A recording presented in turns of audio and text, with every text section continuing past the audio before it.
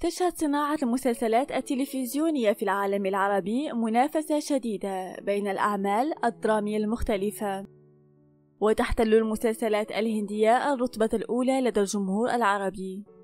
وفي هذا الصدد يعتبر مسلسل حلاوة الحب واحدا من المسلسلات العربية الأفشل، والتي حصلت على أدنى نسب مشاهدة على زي ألوان. ومع انتهاء هذا المسلسل في سبتمبر 2023 يتساءل المشاهدون عن البدائل الجديدة لملء الفراغ مسلسل الهندي حلاوة الحب.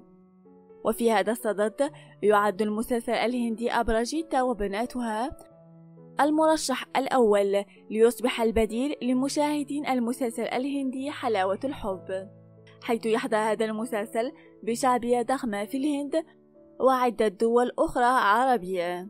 يتألف مسلسل حلاوة الحب من 74 حلقة، ويتميز بأحداثه الرومانسية الجذابة وأدائه المميز، إلا أنه لم يحصل على إعجاب مشاهدين منصة زي ألوان.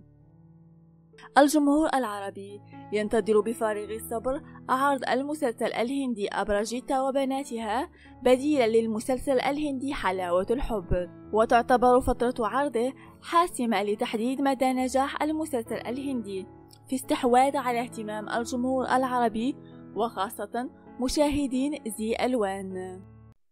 شكرا لمتابعتكم لهذا الفيديو، ونأمل أن يكون قد نال إعجابكم.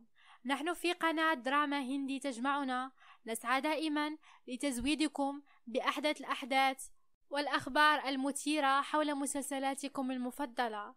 إذ كان لديكم أي تعليقات أو أسئلة فلا تترددوا في تركها لنا في قسم التعليقات أسفل الفيديو، ولا تنسوا الاشتراك في قناتنا وتفعيل الجرس ليصلكم كل جديد. شكرا لكم مرة أخرى، ونتطلع للقائكم في فيديوهات قادمة.